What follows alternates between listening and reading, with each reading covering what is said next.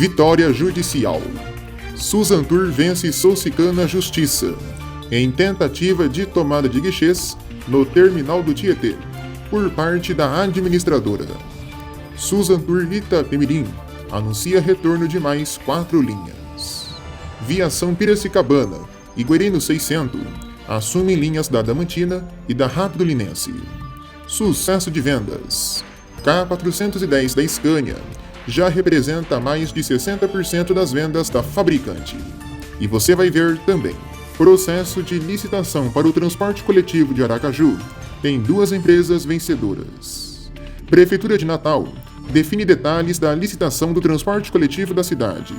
Veracruz deixa de operar no Grande Recife. Sansetur assume transporte coletivo de Ubatuba, em São Paulo. Ex-funcionários da CMTC fazem evento especial na capital paulista para relembrar velhos tempos da companhia. Nas notícias internacionais, Marco Polo compra a totalidade das ações da Metalsur. E ainda, lucro líquido da Marco Polo cresce em 2024. O Jornal do Ônibus está no ar.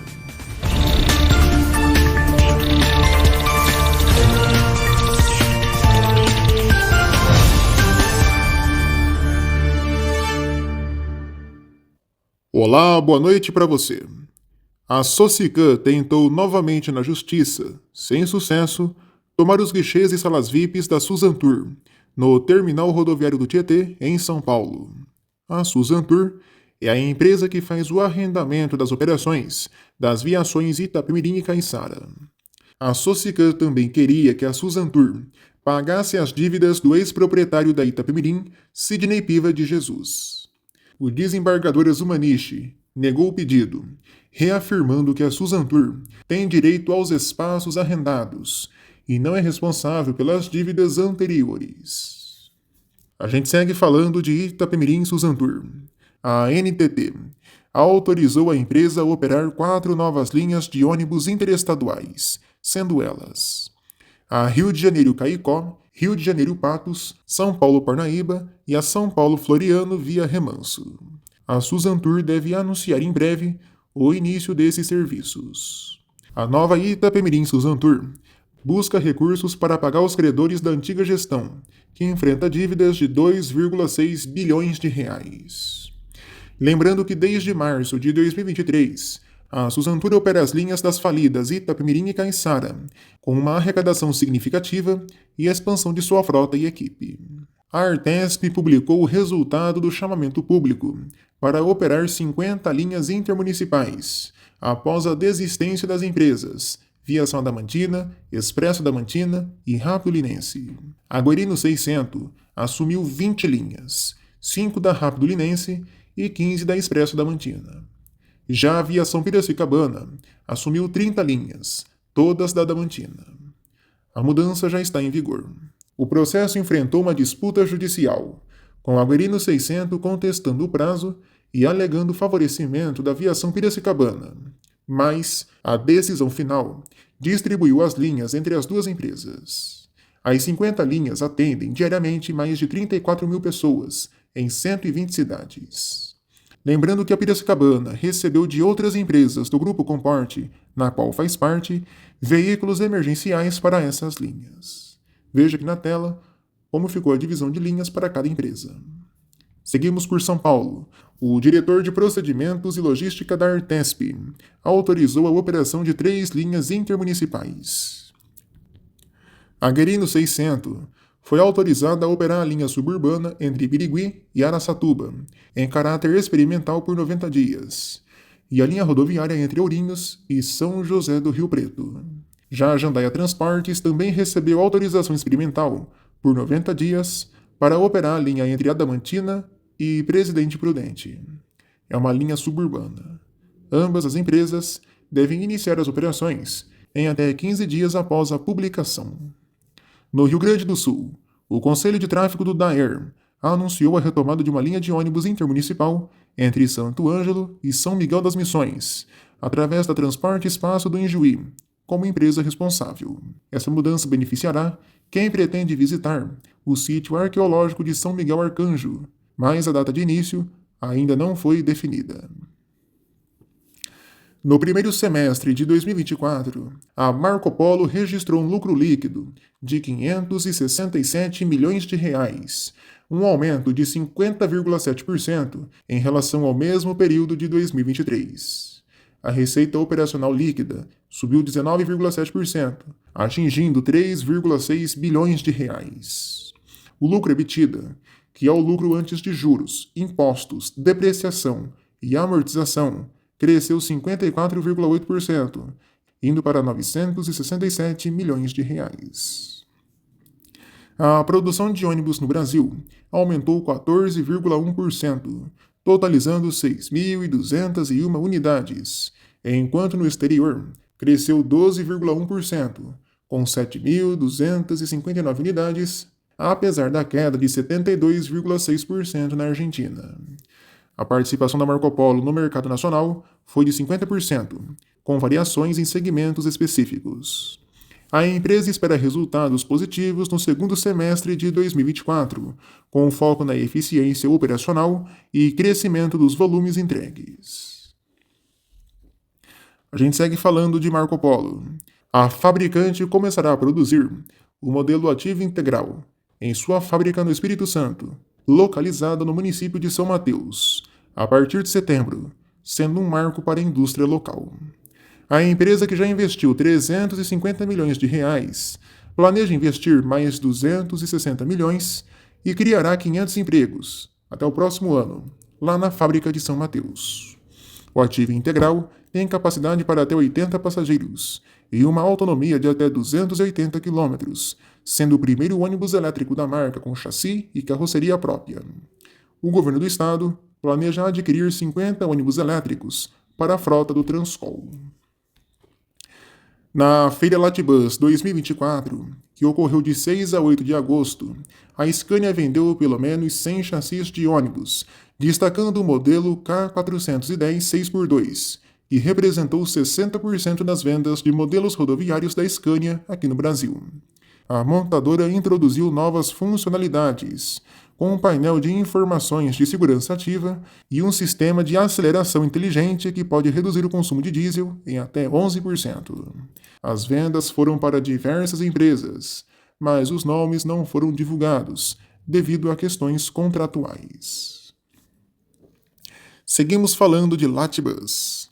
O Banco Mercedes anunciou a introdução do Fundo Clima, um novo financiamento para a infraestrutura de transporte urbano e mobilidade, com taxa de 10,3% e prazos de até 10 anos. Além disso, o Fundo Refrota, que financia até 95% do valor dos veículos, também está disponível, com um valor total de R$ 1 bilhão. Ambos os fundos, junto com o Fundo Carbono, são voltados para empresas de transporte público urbano, com um faturamento acima de R$ 300 milhões e podem ser usados para veículos elétricos. O banco também obteve a classificação AAA da FIT, o que deve facilitar o acesso a financiamentos externos. Veja a seguir no Jornal do Ônibus as notícias que estão em manchete no mundo rodoviário. A gente volta já já.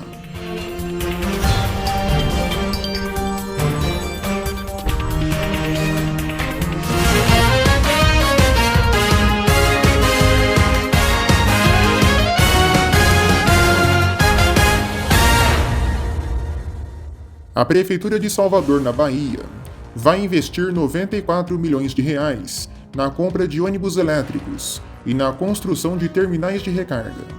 O foco está na operação do BRT Salvador. No sul do estado, Vitória da Conquista ganhou uma nova linha de ônibus, a R67, São Sebastião Centro, operada por ônibus articulados. 2 novas linhas de ônibus passaram a circular na zona oeste do Rio de Janeiro. A 854 liga Campo Grande até a Ilha de Guaratiba, e a 856 faz a ligação entre Capoeira Grande e Campo Grande. Além dessas mudanças, a linha 850 Campo Grande Medanha teve seu itinerário estendido para a inclusão da Estrada do Guandu, com 71 viagens por dia. E a linha 010, no centro da cidade, bairro de Fátima Central, teve mudanças para atender a Praça Mauá, Rua Sacadura Cabral e a Rua Camerino, com 30 viagens por dia. No BRT, uma nova linha de ônibus passou a circular na nova semi-expressa do BRT Transbrasil, é a linha 71, Vigário Geral Terminal Gentileza. Em São Paulo, o município de São Roque ganhou 2 novas linhas de ônibus. Veja aqui na tela os novos itinerários. Em Piracicaba, o prefeito da cidade vetou a lei que obrigava o pagamento das passagens de ônibus via Pix. Na capital, o prefeito Ricardo Nunes retirou 20 milhões de reais do orçamento destinado a compensar tarifas de ônibus e remanejou 147 milhões de reais do projeto de eletrificação de frota para outras áreas, como a ampliação de equipamentos culturais. A prefeitura justifica essas mudanças devido à falta de recursos federais e afirma que a verba disponível para subsídios é suficiente. Além disso, a nova Lei de Diretrizes Orçamentárias de 2025 separará os gastos com operação e aquisição de ônibus, visando aumentar a transparência dos subsídios. Esta medida segue a investigação de possíveis irregularidades nos subsídios ao transporte coletivo público. Em Minas, a Prefeitura de Juiz de Fora realizou reajuste de horários em 18 linhas da cidade. Para mais informações, consulte o site da administração municipal e veja as mudanças da sua linha. Em Conselheiro Lafayette, a passagem do transporte coletivo municipal subiu de R$ 4,10 para R$ 4,25. O município mineiro de Três Pontas, com 55 mil habitantes, ganhou uma nova empresa de ônibus na cidade para operar o transporte coletivo. A Aviação Avante, de Montes Claros, venceu o processo de licitação para o transporte coletivo municipal. O contrato é válido por 10 anos, no valor de R$ 43 milhões. A empresa vai cobrar R$ 9,10 por passageiro na tarifa técnica e vai ser remunerada pela tarifa pública e subsídios, se necessários. O sistema vai ter 7 linhas e uma frota inicial de 10 veículos, 8 midi-ônibus e 2 mini-ônibus, mantendo uma idade média de 5 anos e máxima de 10 anos. A estimativa é de 39 mil quilômetros rodados por mês, e o contrato inclui sistema de bilhetagem eletrônica. A Prefeitura de Balneário Camboriú, em Santa Catarina, fez ajustes no sistema BC Bus. As mudanças afetam as linhas amarela, anil, azul, laranja e verde. As alterações em rotas e horários foram feitas para melhorar o atendimento à comunidade. A linha amarela incluiu a Rua Ascurra em sua rota. A linha laranja mudou seu trajeto. E as linhas verde e azul não passam mais pelo Univan aos fins de semana. A linha verde teve seu horário adiantado para as 7 da manhã e a linha anil teve mudanças nos horários de algumas rotas. Mais informações, consulte o site da Prefeitura Municipal. E na capital Florianópolis, o projeto Formiguinha ganhou uma nova linha de ônibus. É a terceira rota do projeto, operada por micro-ônibus, conectando o Morro do 25 ao Morro da Cruz, com início na Avenida do Antão. A linha oferece tarifas sociais a R$ 2,56 no cartão, com partidas a cada 20 minutos, durante o horário de pico. O Formiguinha é uma iniciativa que visa melhorar a mobilidade urbana, proporcionando um transporte acessível e eficiente aos moradores da capital. Essas foram as principais notícias em manchete desta edição.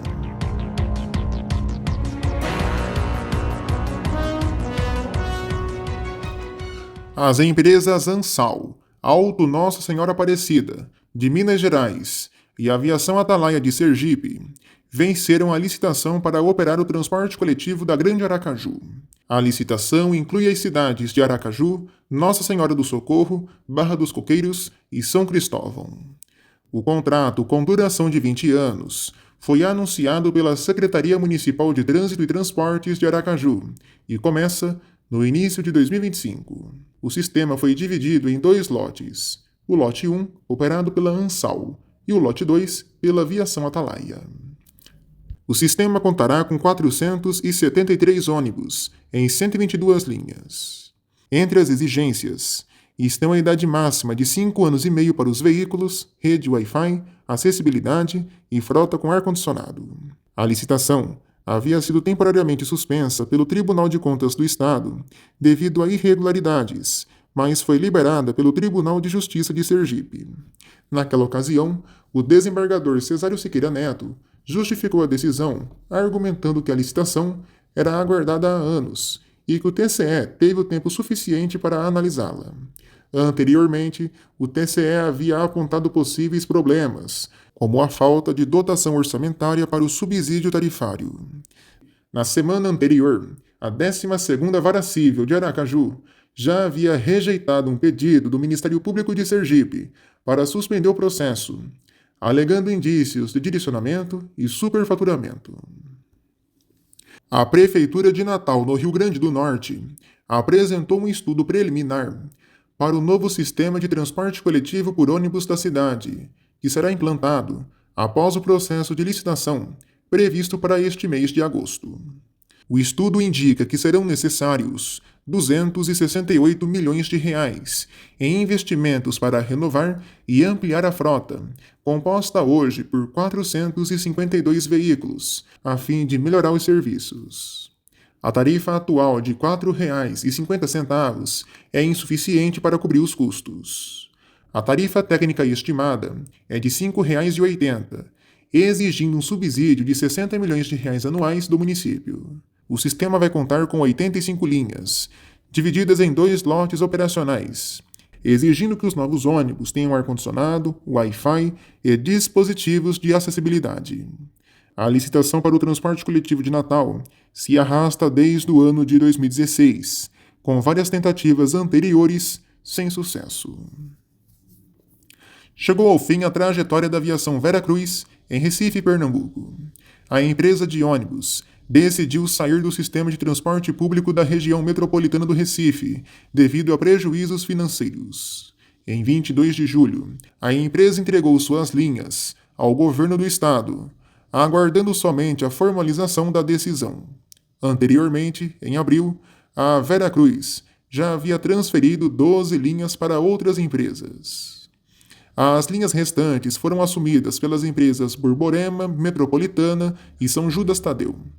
A Veracruz destacou que a decisão foi tomada por iniciativa própria, sem nenhuma sanção administrativa. Com a saída da Veracruz, o governo vai ter que redistribuir as linhas, para garantir a continuidade do serviço.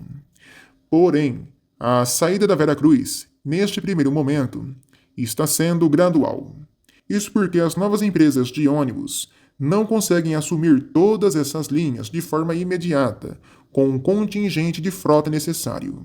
Sendo assim, uma transição gradual está sendo feita entre as empresas. Na teoria, a Veracruz não opera mais, mas na prática ainda existem veículos rodando. Veja aqui na tela as linhas que foram transferidas pela Veracruz às demais empresas do sistema.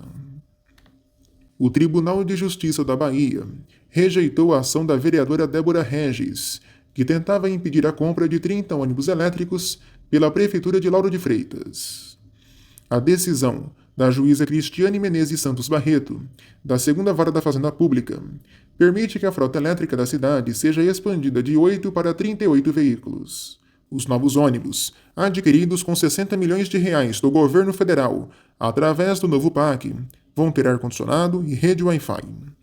A juíza concluiu que não havia irregularidades no projeto e que já tinha pareceres favoráveis de comissões legislativas.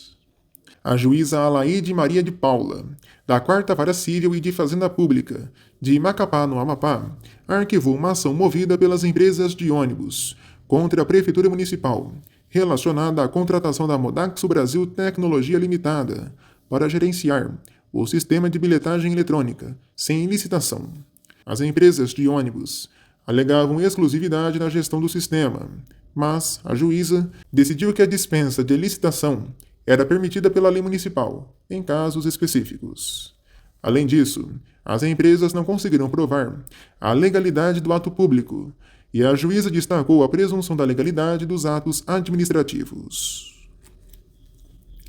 O governo de Goiás anunciou um investimento de 1,7 bilhão de reais no transporte coletivo de Goiânia e região metropolitana.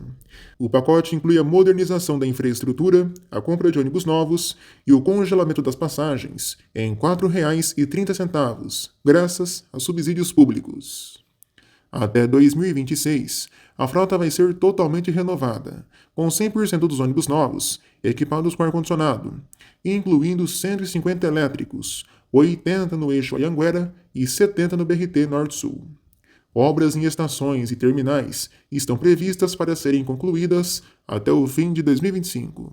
A segurança vai ser reforçada com 6.000 câmeras e novos aplicativos de denúncia. Benefícios tarifários como o bilhete único e o meia tarifa atendem cerca de 170 mil pessoas todos os dias. Em Brasília, o consórcio empresarial Rodoplano apresentou a maior oferta para a concessão da rodoviária do Plano Piloto, com 18,9% sobre a receita bruta.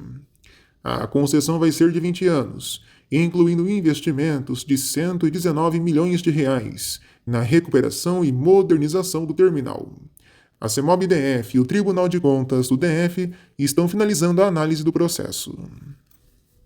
Em São Paulo, a Sansetur assinou um contrato emergencial de 12 meses com a Prefeitura de Ubatuba para operar o transporte coletivo da cidade, substituindo a empresa Verdibus. O contrato é de 23 milhões de reais. A Sansetur já atua em outras cidades do interior paulista. O sistema atual de transportes coletivos em Ubatuba conta com 23 linhas e 42 veículos, incluindo integração tarifária e um terminal central. A Prefeitura planeja modernizar o sistema de bilhetagem eletrônica, com biometria facial e rastreamento de veículos, entre outros avanços tecnológicos. Em Piracicaba, a Iveco anunciou o fornecimento de 45 chassis adicionais do modelo 17280 para a Rápido Sumaré, somando 100 unidades no total, após um contrato inicial de 55 unidades. O 17280, produzido em Sete Lagoas, Minas Gerais, destaca-se pelo seu alto desempenho, eficiência no consumo de combustível e excelente relação custo-benefício. Equipado com um motor de 280 cavalos e transmissão de 6 marchas, o modelo pode acomodar até 59 passageiros, além do motorista. A Iveco vê a aceitação do modelo no mercado brasileiro como um sinal positivo de sua competitividade e eficiência.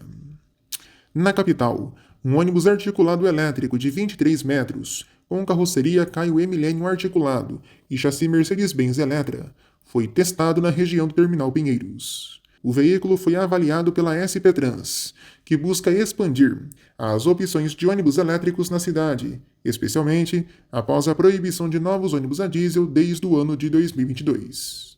No entanto, a eletrificação da frota de ônibus paulistana enfrenta desafios, como a falta de infraestrutura para recarga, com garagens e redes de distribuição inadequadas. A meta da Prefeitura de ter 2,6 mil ônibus elétricos até o fim do ano está bem longe de ser cumprida, e atualmente São Paulo tem apenas 200 ônibus elétricos em circulação. No Rio de Janeiro, a Prefeitura de Duque de Caxias lançou a terceira linha do programa Tarifa Zero. A nova rota atende moradores do Parque Eldorado e do Cantão, em Xerém, com transporte gratuito das 5 da manhã às 10 da noite, com partidas de hora em hora. A primeira linha havia sido inaugurada em 22 de julho para os bairros Capivari e Figueira, e a segunda em 25 de julho para a comunidade do Aviário. O programa visa melhorar a mobilidade urbana e a qualidade de vida da população, que depende do transporte coletivo. A Aviação Ponte Coberta solicitou ao Detro a autorização para criar uma nova linha de ônibus entre Edson Passos, em Mesquita, e a Barra da Tijuca, no Rio de Janeiro, passando pelo corredor Transolímpica, com base em um pedido do prefeito de Mesquita. A proposta não tem ainda uma rota definida, mas pode incluir um trajeto por Nilópolis para acessar a Avenida Brasil. Apesar de a empresa alegar ter capacidade para operar a linha, a proposta enfrenta resistência pelo Detro, que já vê alternativas adequadas e está aguardando a conclusão de uma nova modelagem de concorrência pública. A linha 420T, que já faz o trajeto entre Nilópolis e a Barra da Tijuca, é criticada por seu percurso longo e demorado. Especialistas sugerem que a nova linha pode ser mais eficiente, mas também pode impactar a demanda da linha já existente. A proposta está em análise e não há previsão para a decisão. O governo do estado do Rio de Janeiro anunciou uma nova linha de ônibus experimental entre Petrópolis e Seropédica, com testes previstos para começar em até 60 dias. A medida visa melhorar o transporte para os alunos da Universidade Federal Rural do Rio de Janeiro, que atualmente enfrentam viagens de cerca de 5 horas. O vereador Ingo Rames, junto com a vereadora Gilda Beatriz, ambos de Petrópolis, entregou um baixo-assinado com 400 mil assinaturas ao presidente do Detro, Leonardo Matias, pedindo a criação dessa linha. Na região norte do estado, Campos dos Goytacazes recebeu 5,8 milhões de reais do novo PAC Seleções para implementar corredores de ônibus exclusivos, como parte de um projeto de modernização do transporte coletivo. O prefeito Vladimir Garotinho anunciou que isso inclui novos ônibus, um sistema de bilhetagem e estações de integração. O investimento faz parte de um total de 540 milhões de reais para renovar a frota. As cidades de Santa Luzia e Ribeirão das Neves, na região metropolitana de Belo Horizonte, lá em Minas, ganharão 2 corredores de ônibus exclusivos. A construção vai ocorrer por meio do governo federal, através de recursos do novo PAC. Um corredor vai conectar o terminal Justinópolis, em Ribeirão das Neves, à região de Venda Nova, lá em BH, e o outro ficará próximo ao terminal São Benedito, também ligando à capital. O corredor de Ribeirão das Neves será integrado ao BRT da Avenida Cristiano Machado. Com um investimento de 125 milhões de reais, a iniciativa visa reduzir o tempo de deslocamento e aumentar a eficiência do transporte coletivo público. O secretário adjunto de Infraestrutura, Mobilidade e Parcerias, Pedro Calisto, destacou a importância do projeto para melhorar a mobilidade urbana. Seguimos em Belo Horizonte. A Operação Tolerância Zero, da Prefeitura da cidade, fiscalizou todos os 6 ônibus das linhas 9211 e 9214. O resultado não poderia ser diferente. Diversos problemas foram encontrados. 5 ônibus tiveram suas autorizações de tráfego recolhidas por má conservação, e um deles estava até sem documento. Desde o início da operação, em fevereiro deste ano, foram realizadas 1.930 fiscalizações, com 14.084 autuações e 474 autorizações recolhidas. Além da documentação, são verificados itens como pneus, elevadores, iluminação, freios e saídas de emergência. Os próprios passageiros podem fazer denúncias. Os canais aparecem aqui na tela. Telefone 156, o portal da Prefeitura de BH e o WhatsApp DDD 31 98472 5715. As viações afirmam que estão corrigindo os problemas encontrados. Belo Horizonte está iniciando uma nova fase de testes com ônibus elétricos no sistema de transporte coletivo. 4 veículos, de diferentes marcas, estão sendo testados em 8 linhas, principalmente na região Centro-Sul. As marcas envolvidas são Marco Polo, Volvo, BYD e Ankai. As linhas que estão participando desses testes aparecem aqui na tela para você. Os testes visam estudar a tecnologia dos ônibus elétricos e comparar seu desempenho em condições semelhantes aos ônibus diesel. A Prefeitura de BH está investindo mais de 300 milhões de reais do PAC para a compra de 100 veículos deste porte, que tem uma autonomia de cerca de 230 km por carga e velocidade de até 80 km por hora.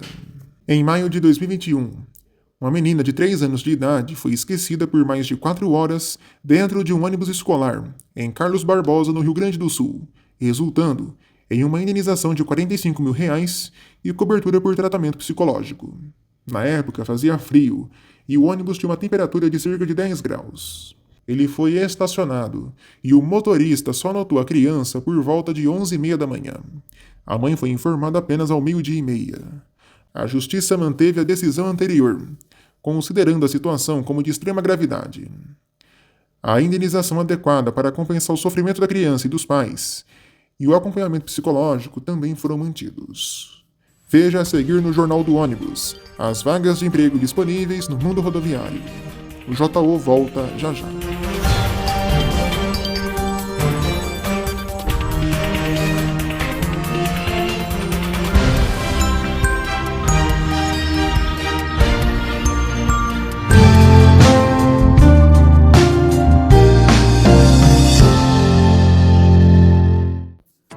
Hora da gente falar de emprego aqui no Jornal do Ônibus. A rodoviária Borborema, com sede no Recife, lá em Pernambuco, está com vagas abertas para motoristas de ônibus. As oportunidades são destinadas a profissionais com no mínimo 1 ano e 6 meses de experiência. Além disso, a Borborema oferece um programa especial de escolinha para motoristas, que possuam somente 6 meses de experiência.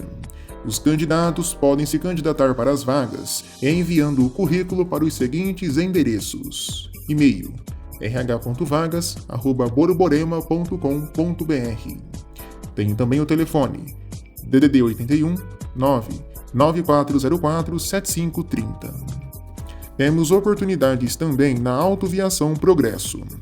A empresa tem vagas abertas para motoristas de ônibus rodoviários em Natal, Recife e Teresina. Os candidatos devem possuir CNHD ou E, curso de transporte coletivo atualizado e experiência comprovada em transporte rodoviário de passageiros interestadual. Currículos no e-mail talentosrecife693@gmail.com. Mais informações no telefone DDD 82 2121 9062. E por fim, na Paraíba, a Aviação Rio Tinto tem vagas para motorista rodoviário. A empresa com sede em Bahia oferece vagas para profissionais que tenham CNHD, concurso especializado de transporte coletivo de passageiros, de acordo com a Resolução 168 do CONTRAN, experiência e exame toxicológico em dia. Currículos no e-mail viacãovrt@gmail.com. Lembrando que não adianta você enviar o currículo aqui para o canal. Para você conseguir a vaga, deve entrar em contato com a empresa de ônibus. Boa sorte a todos! O Grupo GBS vai repassar parte dos lucros obtidos em agosto com as vendas de passagens pelo seu aplicativo para o Hospital do Câncer de Londrina e a ONG Viver, como parte do Mac Dia Feliz 2024, que ocorre no próximo dia 24 de agosto. O grupo também apadrinhará uma unidade do McDonald's em Londrina e promoverá a campanha com um ônibus temático. Além disso, há o incentivo do grupo para que seus colaboradores comprem lanches com desconto em folha.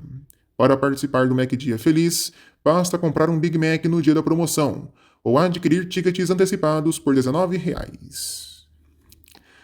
As empresas de transporte rodoviário estão diversificando as formas de vender passagens para facilitar a vida dos passageiros e atrair mais clientes. Além de oferecer ônibus novos, bom preço e variedade de horários, as companhias estão adotando carteiras digitais, como a Santa Cruz Pay, da Aviação Santa Cruz.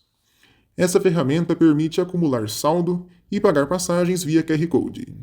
A Santa Cruz atende várias cidades de São Paulo e Minas e continua oferecendo normalmente vendas em guichês e disponibilizando compras pelo site, WhatsApp e aplicativos de passagens no celular. Ex-funcionários da CMTC realizaram um encontro na antiga garagem Aclimação, em São Paulo, para relembrar os bons e velhos tempos da companhia. O evento incluiu a exposição de um ônibus monobloco Mercedes-Benz O364 urbano e foi restaurado. Porém, os organizadores do evento tiveram que cobrir o nome da CMTC para evitar confusão com a SP Trans, que detém os direitos da marca. A SP Trans permitiu o uso do nome somente no evento, proibindo esse nome de circular de forma pública pelas ruas de São Paulo. No evento, também foi exibido um ônibus elétrico moderno, para mostrar a evolução dos transportes em São Paulo. A reunião foi marcada por muito saudosismo e confraternização. Muito show, bacana demais. O Expresso Guanabara investirá R$100 milhões até o fim deste ano para modernizar sua frota de ônibus, incorporando tecnologias avançadas, como sistemas anticolisão e frenagem automática. Além disso, vai intensificar treinamentos para seus motoristas e funcionários, buscando melhorar a segurança e a eficiência do serviço. Ainda hoje no Jornal do Ônibus, as notícias internacionais. Marco Polo adquire 100% das operações da fabricante argentina Metalsur. E a seguir, as manchetes esportivas. Palmeiras renova parceria com a Imob e São Paulo faz suspense com nova camisa através de seu ônibus. O Jornal do Ônibus deste fim de semana volta em instantes. Não saia daí.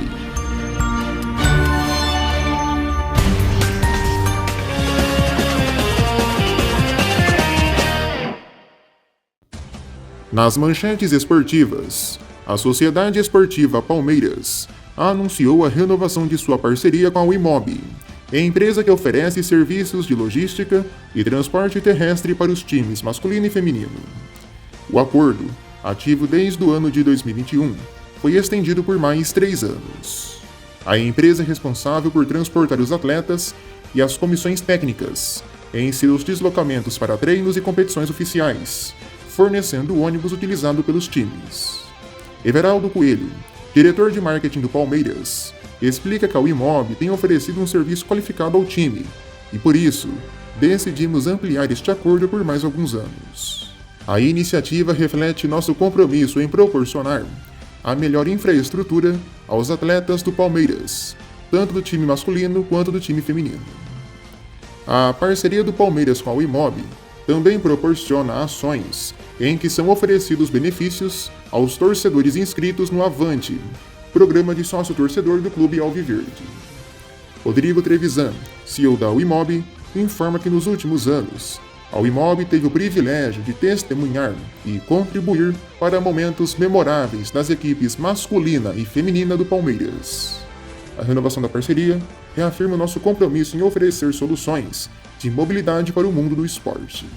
De domingo, as ações de lançamento de sua terceira camisa, que terá a torcida São Paulina como grande homenageada. O novo modelo é mantido sob sigilo e o lançamento oficial deve ocorrer na próxima semana. A fornecedora de material esportivo do clube, a New Balance, usou no jogo de hoje, pela 22ª rodada do Campeonato Brasileiro, contra o Atlético Goianiense, o ônibus do time, para divulgar mais detalhes. Os torcedores que estiveram em volta do Morumbis neste domingo já tiveram acesso a algumas dicas, ou seja, já tiveram acesso a alguns spoilers. Além do spoiler da nova camisa, outro benefício foi disponibilizado para os torcedores: o 13º mês grátis no plano anual do sócio-torcedor, garantido por meio de cadastro no site da ação. A disponibilização deste benefício só foi possível graças a um recurso tecnológico que envolve geolocalização, limitando o alcance do recebimento de conteúdo a quem estiver somente nas proximidades do estádio.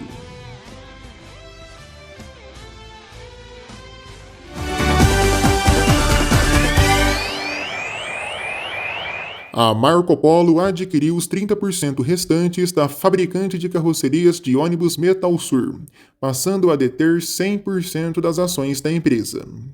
Para isso, a Marco Polo cedeu 50% de sua participação na Metalpar, que não opera mais desde o ano de 2019, mas que ainda possui imóveis avaliados em 7,2 milhões de dólares. Em 2023, a Metalsur entregou 417 carrocerias, gerando uma receita líquida de 568,9 milhões de reais e lucro EBITDA de 58,3 milhões de reais. A empresa é líder no mercado argentino de ônibus rodoviários pesados. Que coisa, hein? A Marco Polo é líder no Brasil e vai ser líder também na Argentina. A fabricante de ônibus britânica Wrightbus lançou a New Power, uma unidade dedicada à conversão de ônibus diesel em elétricos, com a meta de reduzir custos e emissões de poluentes. A empresa anunciou a conversão de 32 ônibus da First Bus, ampliando a vida útil dos veículos e reduzindo as emissões de 2.100 toneladas de CO2 anuais. A conversão é significativamente mais barata que a compra de ônibus novos elétricos e leva cerca de 3 semanas para ser feita por veículo. No Brasil, iniciativas semelhantes são realizadas pela Eletra Industrial, que já transformou um ônibus a diesel em trólebus e oferece a conversão a um custo 30% menor do que a compra de um ônibus novo. A fabricante suíça Hess ganhou o processo de licitação para fornecer 18 trólebus e-trol para a cidade de Biel, na Suíça. Esses trólebus serão entregues até o fim de 2027 e podem operar conectados à rede aérea ou usando baterias. A encomenda segue outras grandes compras na Suíça, incluindo 100 trólebus para Lucerna e Luzene. O investimento total foi de 201 milhões de francos suíços, com manutenção prevista para 5 anos. Aqui no Brasil, a tecnologia e-Trol é semelhante à desenvolvida pela brasileira Eletra, sendo mais barata e com baterias mais duráveis. No primeiro semestre de 2024, os emplacamentos de ônibus com zero emissão na Europa cresceram 45,5%, totalizando 5.166 unidades e aumentando sua participação no mercado de 13,7% para 15,5%.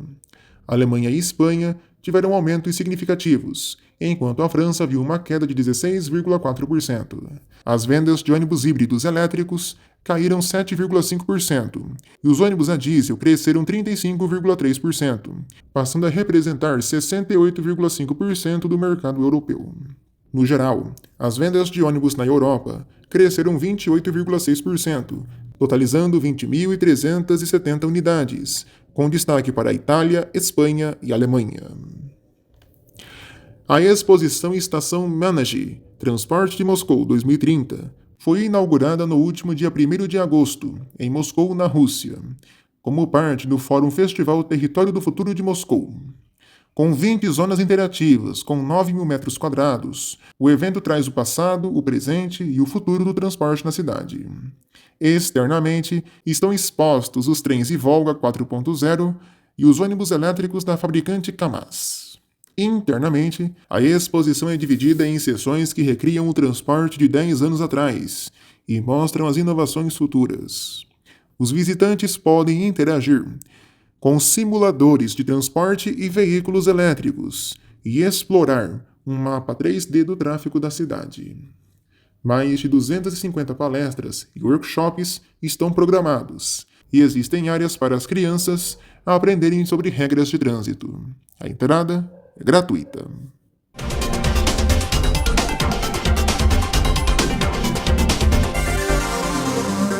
Nesta semana, cerca de 14 estudantes de São José do Cerrito, em Santa Catarina, estão enfrentando dificuldades no transporte escolar devido a problemas com o micro-ônibus.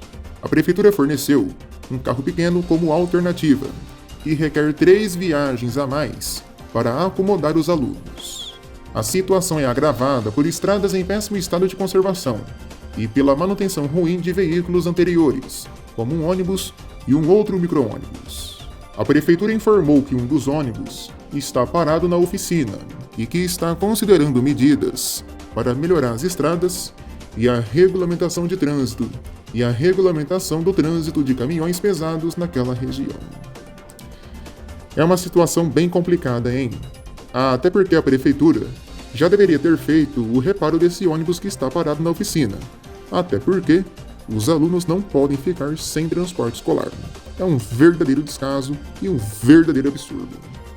Chegando agora a época de eleições, parece que em vez das prefeituras melhorarem, tá tudo piorando. Meu Deus do céu.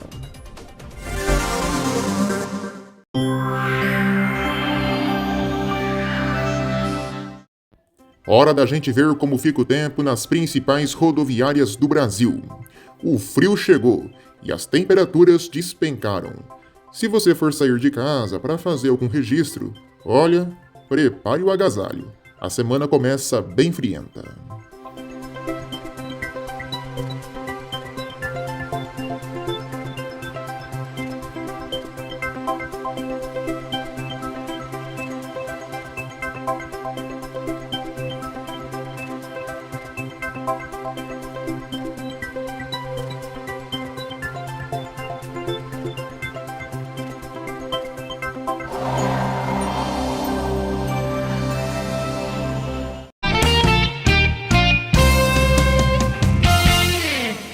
O nosso destaque do dia é a repintura de carros da aviação Piracicabana, no novo padrão de pintura da empresa.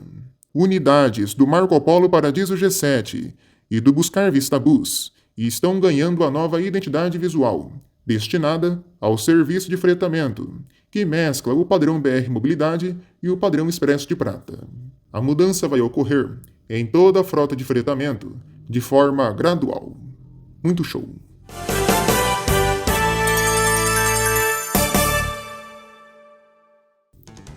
Bora pro nosso sim ou não de hoje. Na sua opinião, qual foi o modelo de ônibus lançado na Latibus que você mais gostou? Vou te dar 4 opções. Irizarry 6S eficiente, Buscar Panorâmico DD NB1, Marco Polo Viaggio G8050 e os modelos Volare Attack e Fly. Fale aqui nos comentários e responda nossa enquete na aba Comunidade. Lembrando, o canal postou diversos vídeos especiais destacando as novidades da Latibus.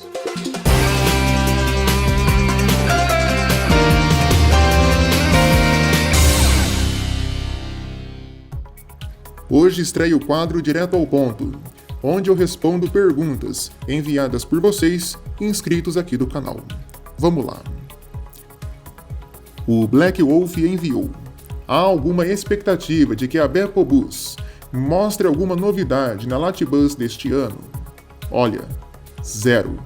Zero novidades na Bepobus. Infelizmente, a empresa não marcou presença no evento deste ano.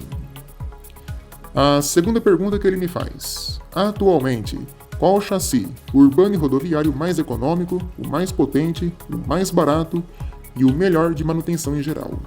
Seguinte, em urbano, o mais potente sem dúvidas é o Iveco 17280. Sem dúvida alguma, ele é o mais potente. Em questão de ser mais barato, o Mercedes-Benz OF 1721 Euro 6, sem dúvidas, leva a medalha de ouro. Já o mais econômico tem sido o Volkswagen 17230. É uma briga difícil. No segmento rodoviário, tem sido o Volvo, principalmente o B510R. A Mercedes detinha esse posto de chassi mais econômico, porém, os problemas com o Euro 6 tiraram essa fama da fabricante. E o mais potente, sem dúvidas, é o Volvo B510R. Meu amigo, 510 cavalos de potência. É muita coisa. A terceira pergunta do Black Wolf: qual ônibus vai ser da próxima renovação da Marco Polo? Não sei se você quis dizer urbano ou rodoviário. Rodoviário tá aí, é o G8. Agora urbano, e estamos esperando o novo Torino. Tomara que lancem o mais rápido possível.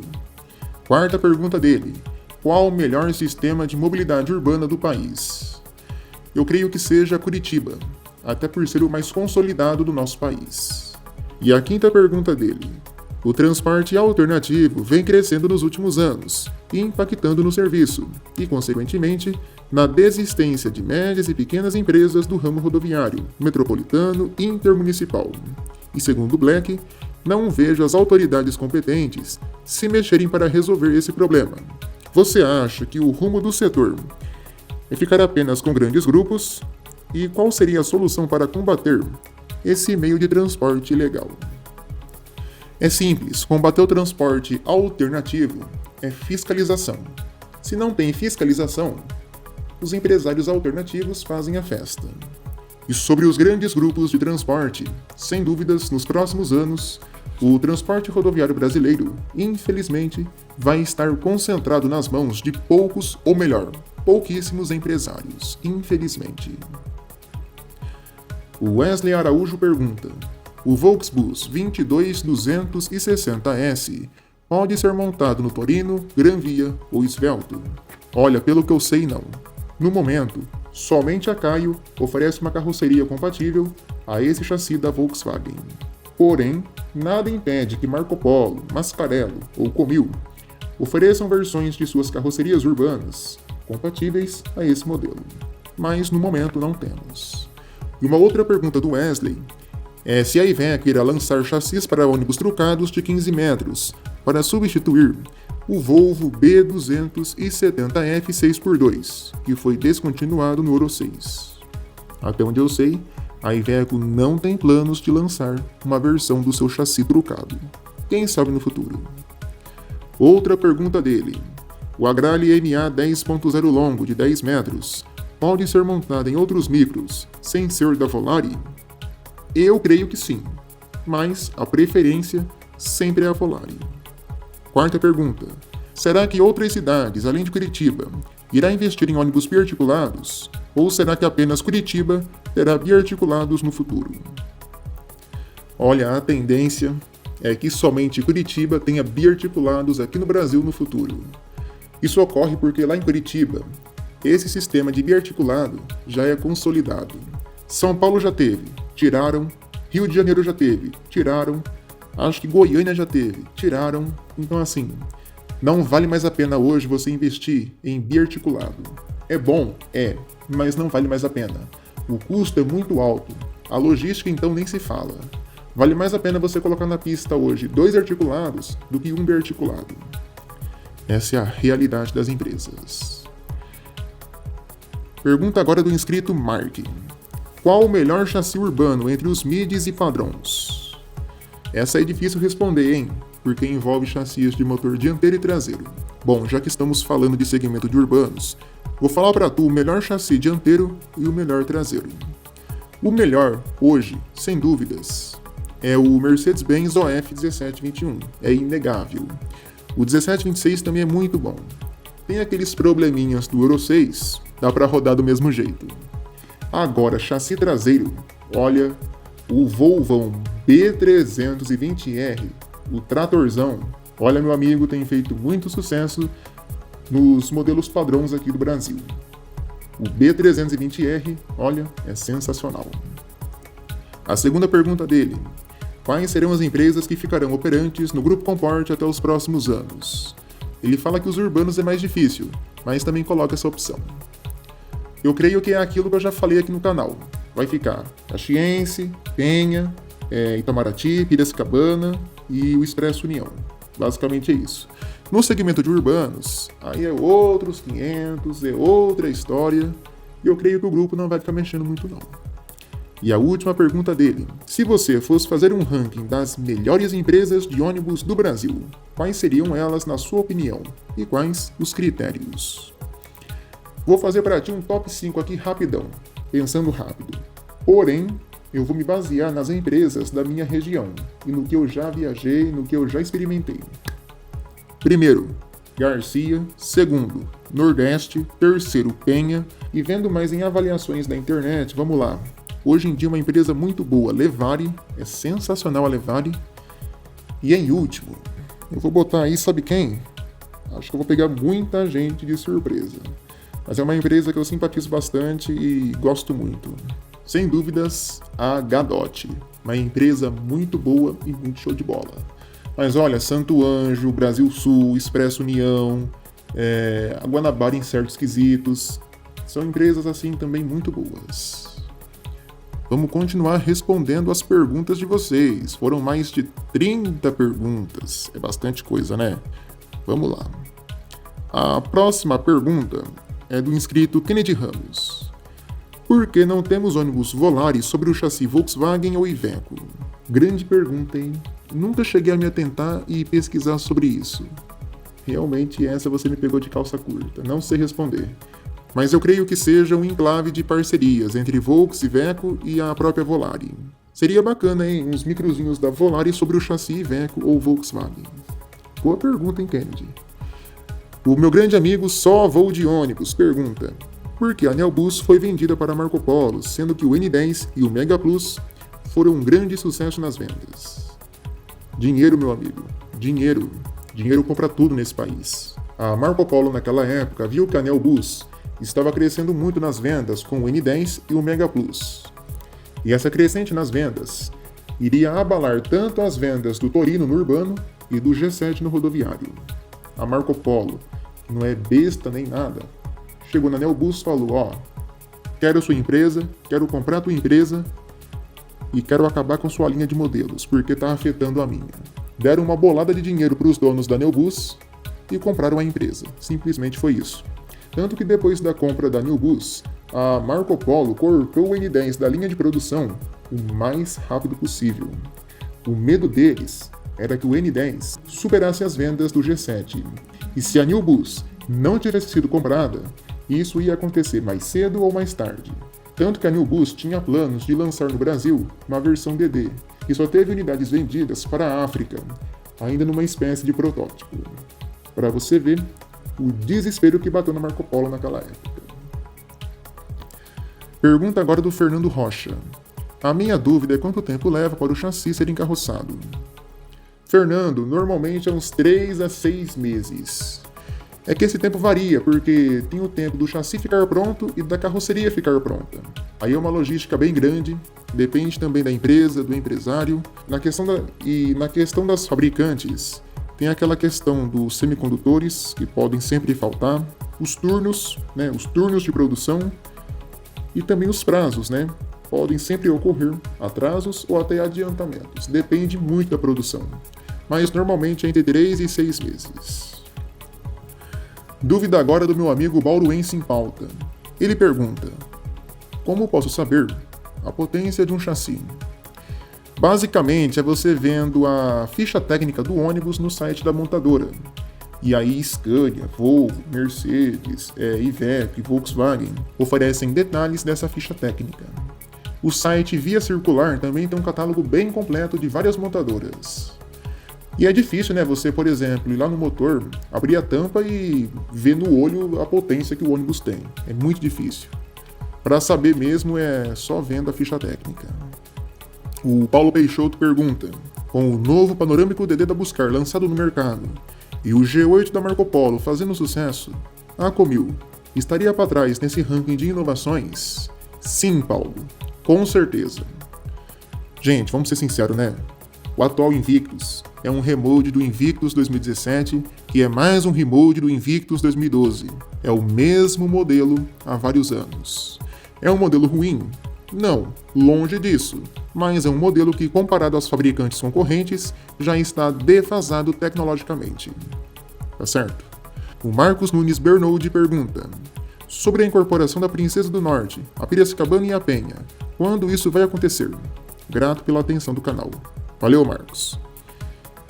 Ninguém sabe quando vai acontecer. O Grupo Comport, ele é imprevisível, mas se sabe que vai ser em breve. Vamos ficar ligadinho e acompanhando as notícias aqui do nosso canal. Qualquer coisa eu falo para vocês. O Douglas Gabriel pergunta: qual a diferença entre o OF 1721 e o OF 1721L e o 1722 e 1722M? A diferença entre 1721 e 1721L é a suspensão. O L significa suspensão a ar. E no 1722, o M significa multimodal, multifunções. Um chassi que pode ser acoplado tanto em ônibus urbano, tanto fretamento, rodoviário e etc. Beleza? O Douglas também pergunta se a Mercedes já fabricou chassis articulados de motor dianteiro Euro 3. Sim, meu amigo, sim. O OF 1722 tinha a versão articulada quando foi lançado. O 1721 teve, um monte de chassi teve. E ele pergunta também se o 1730, o clássico OF 1730, era só para ônibus seletivo.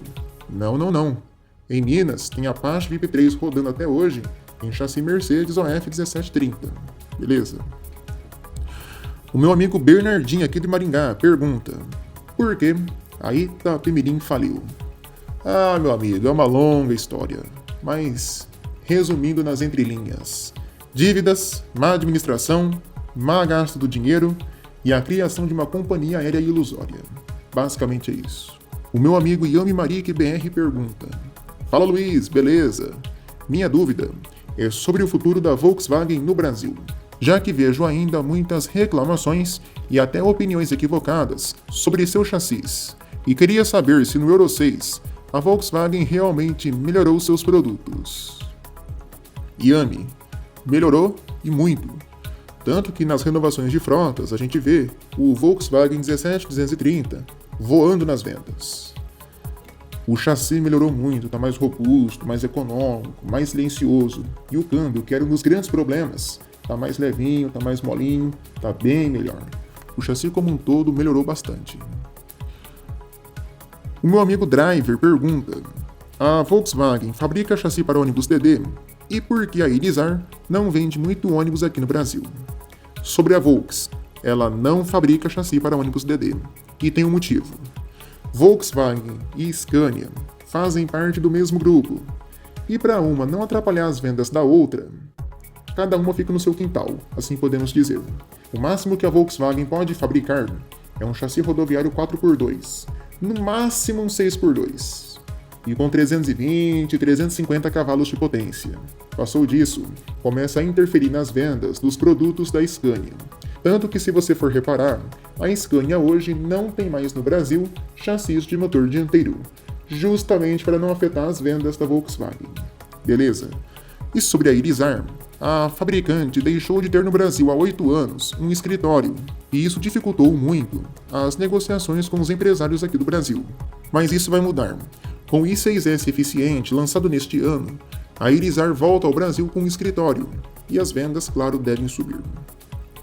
O Maurício, meu grande amigo Maurício, lá do Rio Grande do Sul, pergunta: minha dúvida é se tem diferença de valores entre as encarroçadoras. Olha, até onde eu sei, tem sim, viu? Eu não conheço muito de valores, mas pelo que eu já ouvi falar, tem sim. E, de acordo com o pedido do empresário, se o ônibus for mais ou menos luxuoso, a diferença fica ainda mais gritante. Tem diferença sim. No segmento rodoviário, eu creio que a Buscar hoje é a mais barata. Nos urbanos, a Mascarello. Meu amigo VNM pergunta: olá Luiz, boa noite. Boa noite, meu amigo.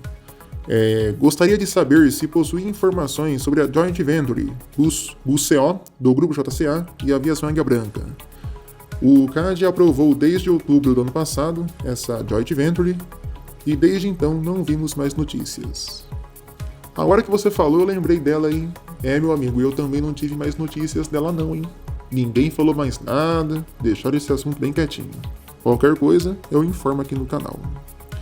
O Acervo Tecnologia pergunta: ele é de Ananindeua, lá no Pará, e queria perguntar, encarecidamente, onde está o maior problema no sistema rodoviário de Belém, no meu ponto de vista. Eu não conheço muito sobre Belém, então eu não posso afirmar tanto com clareza como você espera. Mas assim, se a prefeitura investir em ônibus novos, uma melhoria das linhas, uma melhoria das rotas e uma tarifa mais justa, sem dúvidas, já melhora bastante o sistema de transporte coletivo. O Thiago Nascimento tem duas dúvidas. Primeiro, qual a diferença entre ônibus midi e convencional? E a segunda, a Mercedes-Benz vai lançar chassis traseiros OH1619 e OH1621L Bluetech 6? Vamos lá. A diferença entre midi e convencional é o tamanho. O midi normalmente tem entre 9,5 metros e 12 metros. 12 metros ainda é muito. Já o convencional tem entre 12 e 14 metros de comprimento. Esse é o tamanho de um ônibus convencional. Sobre a Mercedes, esses chassis que você citou não voltam mais, não vão ser lançados, beleza? O meu amigo Babinho pergunta: a Buscar pretende ainda lançar um novo ônibus? Ou ela está mal das pernas? Não, a Buscar não está mal das pernas, ela só vende pouco, essa é a verdade. E quem sustenta a fábrica, sem dúvidas, é o Grupo Comport, vamos ser sinceros. Sobre novos modelos, ano que vem está confirmado Vistabus LD, o NB1 e o NB1 385, para concorrer com o Paradiso G8 1600 LD e o G8 1350. Há uma expectativa do Micros também ganhar uma versão NB1, beleza? O JG Mota pergunta: por que a Marco Polo não fez igual a Caio com a Buscar em colocar a Neobus para fabricar somente ônibus rodoviários, enquanto a Marco Polo fabrica somente ônibus urbanos? Essa sua dúvida, JG, cai justamente no que eu acabei de falar. A Neobus comprou a Marco Polo para extinguir a linha rodoviária. Não faria sentido ela manter o N10 e acabar com o G7. Mesmo com o G7 sendo ameaçado pelo N10, o G7 ainda era campeão de vendas, minha gente. E acabar com o G7, vamos ser sinceros, seria um baita tiro no pé. E que tiro, hein? Um tiro possivelmente fatal. E assim, a Marco Polo também não é nenhuma beldade nos urbanos. A Caio hoje em dia é bem melhor. E essa mudança que você sugeriu acabaria com a Marco Polo, hein? Detonaria as vendas dela, sem dúvidas.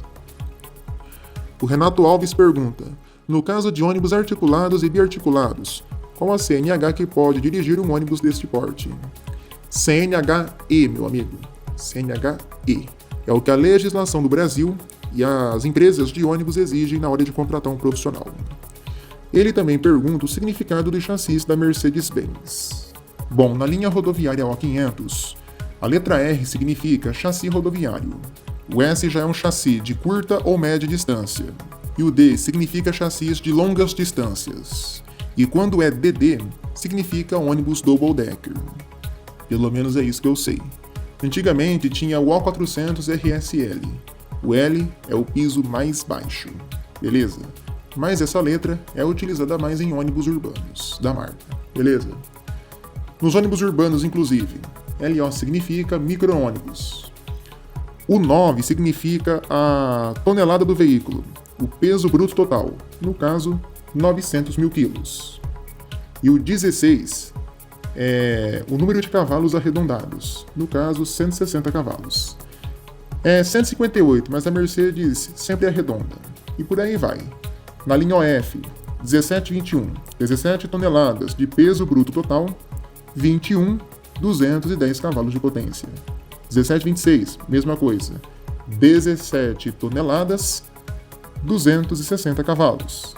1619, 16 toneladas, 190 cavalos. 1418, 14 toneladas, 180 cavalos. E por aí vai. Na linha O500 de urbanos, o O500U, a letra U, significa um ônibus de piso baixo, O500UA, piso baixo articulado, e UDA, superarticulado piso baixo. Isso se repete com a letra M. O500M é o ônibus padrão, O500MA, padrão articulado, MDA, padrão superarticulado. Fechou? É basicamente essa a explicação dos nomes e significados de chassis da Mercedes-Benz. Claro que eu estou falando no meu conhecimento e no que eu sei, beleza? Mas é isso aí. Vamos seguir aqui nas dúvidas, respondendo as perguntas que vocês me enviaram. A pergunta agora vem do meu grande amigo, inscrito aqui do canal, Andarilho Carioca Mumu. Ele pergunta do porquê só a Linave adquirir Mascarello Granvia no urbano do Rio de Janeiro. Alguma novidade a respeito? Eu falei nas renovações de frotas dessa semana que a Linave está vindo com Granvia e Gran Micro. E assim, a confiança, né? Confiança e preço. A Linave confia nos produtos da Mascarello. Basicamente é isso. Firmaram recentemente um grande acordo com a marca. É isso, pessoal. Encerra aqui o nosso Direto ao Ponto. Obrigado a todos que participaram.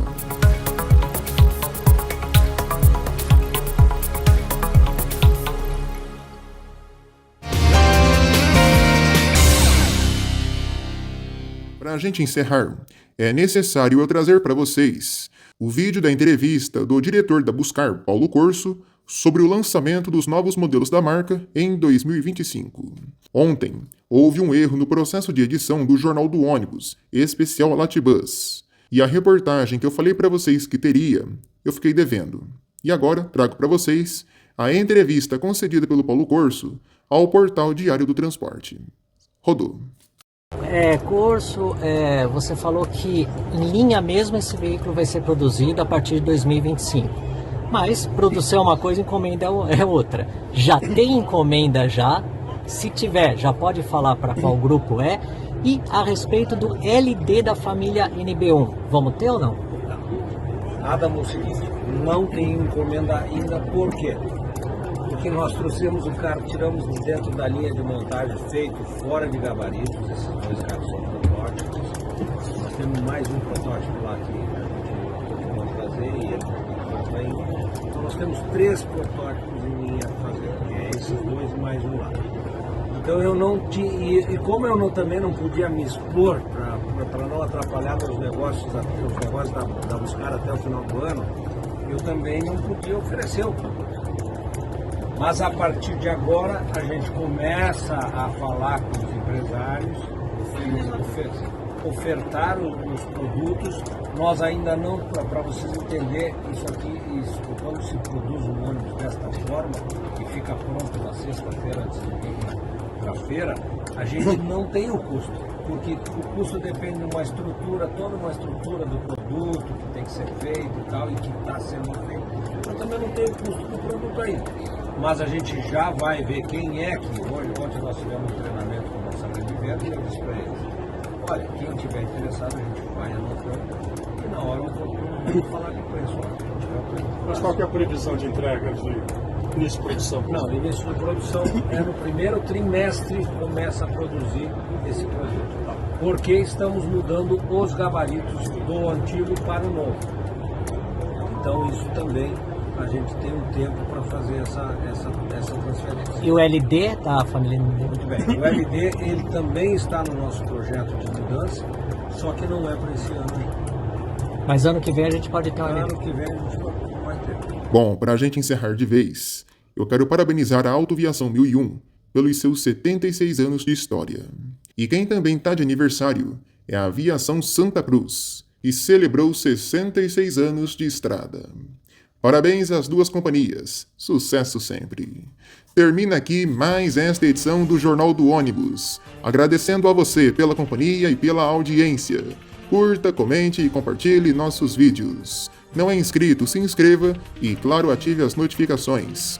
Fique ligado aqui na programação do canal Próxima Parada e também do canal Ingabus. Uma ótima noite e um bom começo de semana.